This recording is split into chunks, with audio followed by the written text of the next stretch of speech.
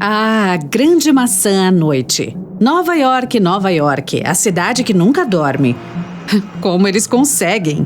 Tem muitas luzes, mas quero falar sobre estas, as vermelhas. Veja a aparência delas quando você se aproxima. São obrigatórias e chamadas de luzes piloto. Elas são montadas nos cantos superiores de edifícios altos para garantir que não haja risco de que uma aeronave colida com elas. As luzes são visíveis por vários quilômetros desde a estrutura e sinalizam para a aeronave que passa que há um prédio que ela deve desviar. Por favor. Os padrões de iluminação são estabelecidos pela Organização da Aviação Civil Internacional e adotados em todo o mundo. Agora, exige-se que todos os obstáculos com mais de 45 metros acima do nível do solo sejam sinalizados com luzes. Nas proximidades de um aeroporto, construções ainda mais baixas também precisam ser iluminadas. Portanto, qualquer edifício, torre, poste de eletricidade e chaminé terá essas luzes por segurança. A quantidade e o nível de iluminação depende da largura e comprimento da estrutura. Há também diferentes tipos de edifícios. Alguns devem ser iluminados apenas à noite, outros durante o dia e à noite. E as luzes podem ser vermelhas ou brancas. Para os que só devem ser iluminados de vermelho à noite, as lâmpadas devem estar no nível de 45 metros. Os mais altos também precisam ter iluminação a 105 metros e a 210 metros. Os que devem ser iluminados durante o dia e à noite, com lâmpadas brancas, devem instalá-las a 105, 210 e 315 metros. O primeiro arranha-céu do mundo foi o Home Insurance Building, em Chicago. Foi um edifício especial erguido em 1885 por um novo método. As construções costumavam ser apoiadas por paredes de alvenaria, que não podiam ser muito altas por serem muito pesadas. O Home Insurance Building tinha um design revolucionário que permitia uma altura maior do que outras estruturas. Possuía um esqueleto interno feito de aço. As paredes ao redor podiam ser muito mais finas do que o habitual, permitindo uma estrutura maior. O Home Insurance Building tinha 10 andares e 42 metros de altura. Hoje não necessitaria de nenhuma luz piloto, pois nem é considerado tão alto. Ainda assim, começou a nova era da construção. Ele se manteve firme até 1931, quando, junto com vários outros edifícios ao seu redor, foi derrubado para dar lugar ao Field Building, que ainda existe hoje em Chicago. Em 1931, ano da demolição do Home Insurance Building, o Empire State Building foi concluído. Tem 381 metros de altura, o equivalente a quase 10 Home Insurance Buildings, um em cima do outro. Esse é o progresso que a humanidade alcançou em apenas 46 anos na área da engenharia. O Empire State se tornou o mais alto do mundo. Claro, já foi superado há muito tempo, mas é o arranha-céu que deteve o recorde de altura por mais tempo, 39 anos para ser exata. Em 1970, o World Trade Center se tornou maior, embora tivesse apenas 36 metros a mais. Agora, um pouco mais de meio século depois, o Empire State Building é apenas o 53º na lista dos mais altos.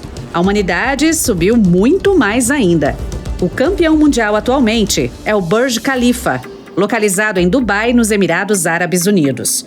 Ele foi concluído em 2010 e tem 828 metros de altura, mais de 2 Empire State Building, um em cima do outro. Arranha-céus são frequentemente feitos de vidro, por várias razões. Primeiramente, é um material que pode ser pressionado para se obter qualquer forma possível. Então, o edifício não precisa mais ser apenas uma torre sem graça como antes. Assim, é possível projetar o prédio em qualquer formato interessante, como tem sido feito no mundo todo. Segundo, o vidro é fino. Não há necessidade de paredes grossas, como nos tempos do Home Insurance Building. Além disso, os pisos são maiores, proporcionando mais espaço interno. O vidro também é bastante leve e permite tornar a obra muito alta. O transparente reduz a necessidade de iluminação elétrica interna, por isso também é muito econômico. Sem contar que o vidro é resistente à temperatura e às diversas condições climáticas. E por último, tem uma aparência elegante, chique e moderna. Compare este e este. Esse último definitivamente parece mais futurista e arrojado. Arranha-céus começaram nos Estados Unidos, mas se tornaram muito populares na Ásia, que agora tem mais de 7.500 deles. Para ser considerado um, hoje é necessário ter pelo menos 150 metros de altura.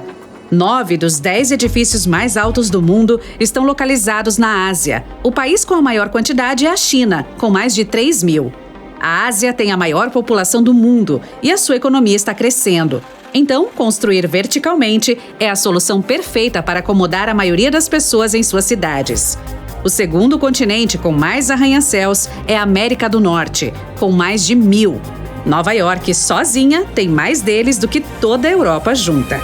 E agora vem minha próxima pergunta. Por que a Europa não constrói arranha-céus? Existem somente 250 por lá, e metade está localizada em apenas 3 cidades: Moscou, na Rússia, Istambul, na Turquia, e Londres, no Reino Unido. Vamos voltar ao começo, para o final do século XIX, quando a história dos arranha-céus tem início. Os primeiros surgiram nos Estados Unidos, que tinham apenas um século como país independente naquele momento, e construíram cidades do zero. Havia muita terra disponível. As pessoas podiam erguer casas por todos os lugares. Naquele período, a Europa já estava crescendo havia muito tempo. A história de Paris remonta a 259 a.C. Não tinha um século de existência, mas sim 20. A cidade de Colônia, na Alemanha, foi fundada em 38 a.C. Roma, a capital da Itália, remonta a 753 a.C. Então eram 26 séculos naquela época.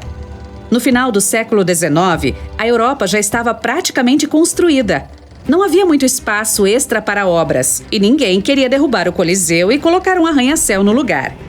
Trata-se da história, e a Europa gosta de preservá-la. Não havia razão prática para mudar as coisas. A força motriz dos arranha-céus asiáticos e americanos foi a crescente população urbana e especialmente o rápido desenvolvimento dos centros das cidades. À medida que as pessoas se mudavam dos subúrbios para as regiões centrais, eram necessários mais andares para acomodar mais gente em um território limitado. Na Europa, apesar do crescimento populacional e da migração urbana, ainda havia espaço suficiente para todos. Os europeus são muito protetores do panorama urbano de suas cidades. Uma história interessante é a de bruxelização e nos leva a Bruxelas, capital da Bélgica.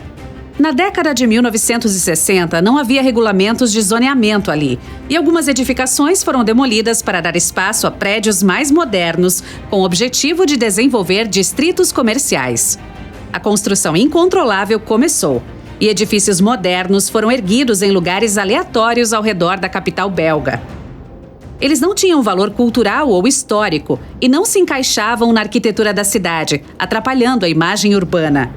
Muitos arquitetos e outras pessoas protestaram e novas leis foram introduzidas, restringindo a demolição de obras de importância histórica e controlando a construção de novos prédios. Outros países europeus aprenderam com os erros da Bélgica. As pessoas em toda a Europa ainda não gostam das estruturas modernas. Muitas cidades adotaram regulamentos de zoneamento e construir um arranha-céu de vidro chique no continente não é tão fácil. Ainda assim, cidades com grandes centros financeiros como Londres, Moscou, Frankfurt ou Istambul precisam de espaço comercial. Então, em algumas delas existem vários arranha-céus em algum lugar fora do centro histórico, formando distritos separados. E depois tem Roma. Ela rejeita completamente qualquer edifício muito alto, afirmando que nunca haverá nenhum por lá. Algumas outras cidades italianas seguem os passos da capital, dispostas a preservar sua imagem histórica. Mas tem muito mais do que isso. Não são apenas pessoas e preservação cultural. Construir um arranha-céu na Europa também não é tão fácil quanto na América do Norte, por razões de engenharia. Por exemplo, Berlim, a capital da Alemanha, foi erguida em um terreno arenoso que desce cerca de 80 metros para o subterrâneo. Essa é a altura de um prédio de 20 andares. Sem solo firme, um edifício alto não pode subir na superfície com segurança. Já jogou o Jenga? Sim, é quase a mesma coisa, só que na vida real. Edificar algo realmente alto requer muito trabalho de base. Além disso, pode ser arriscado. Essa é outra razão para a ausência de arranha-céus, além da preservação da história.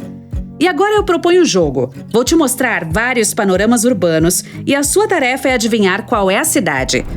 Aí vamos nós. Aqui está o primeiro. Muito fácil. O que acha? Óbvio, é Nova York. E esta? É Hong Kong, na China. É a cidade com o maior número de arranha-céus do mundo. São 517, 2 vezes mais do que em toda a Europa. Ok, vamos seguir em frente. Que cidade é essa?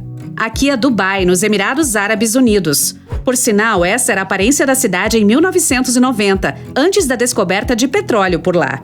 Sim, é o mesmo lugar, com apenas 30 anos de diferença. Você consegue reconhecer esta? É a boa e velha Chicago, a cidade do Chicago Bulls. O que vem a seguir? É Frankfurt, na Alemanha. Ok, mais algumas. Você consegue. Isso é Istambul, na Turquia. E a última?